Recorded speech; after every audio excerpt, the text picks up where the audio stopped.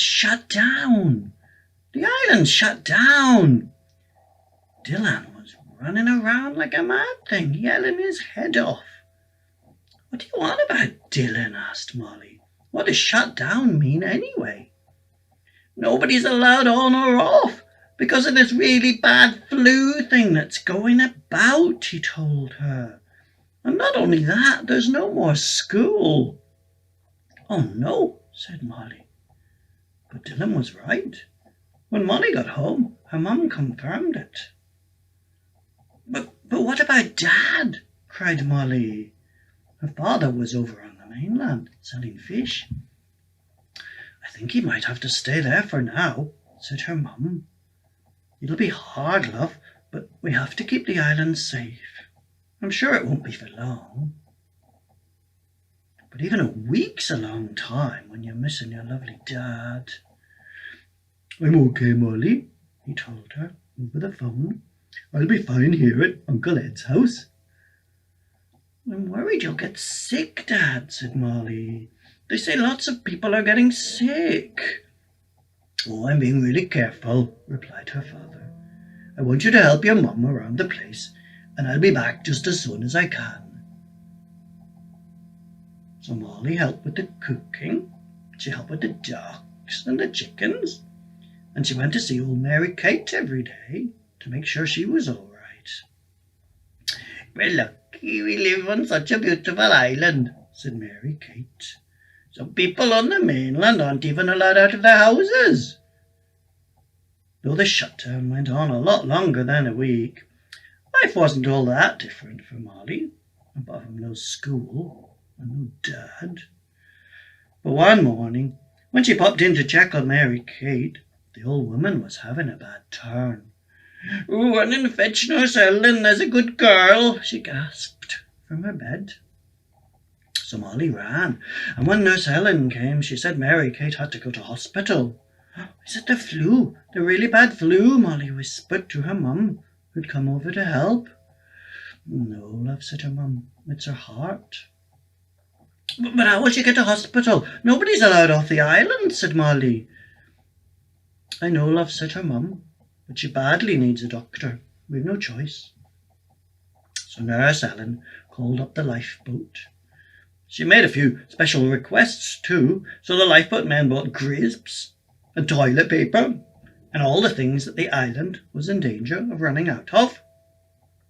And then they took Mary Kate off to hospital. But somehow, though everyone had been extra specially careful, the lifeboat had brought something else to the island.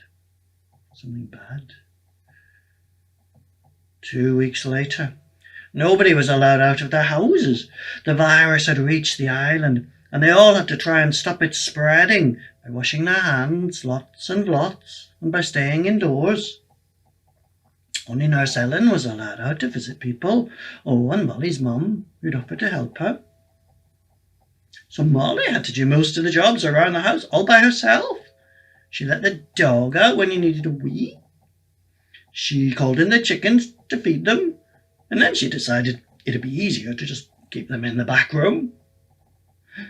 She did the cooking and the cleaning, because her mum was dashing around the island helping people.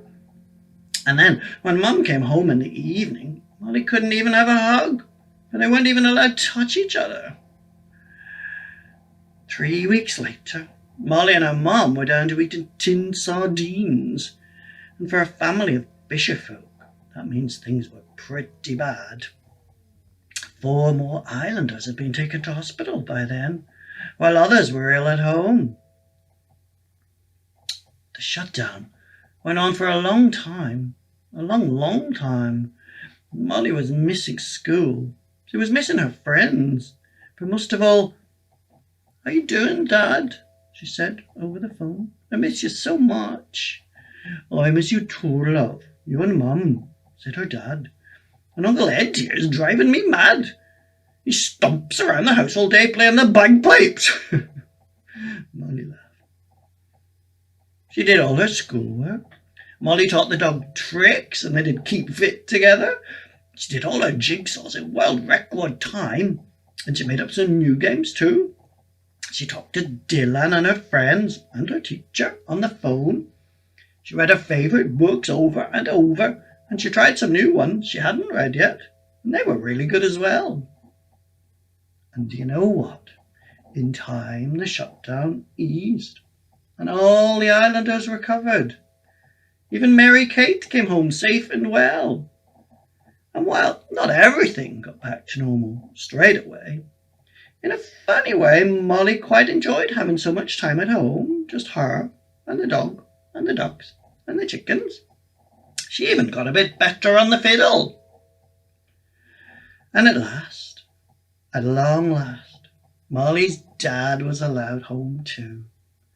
He loaded up his fishing boat with treats for everyone, and all the islanders went down to the harbour to welcome him back. And the first person to hug him as he stepped off the boat was, you guessed it, Molly.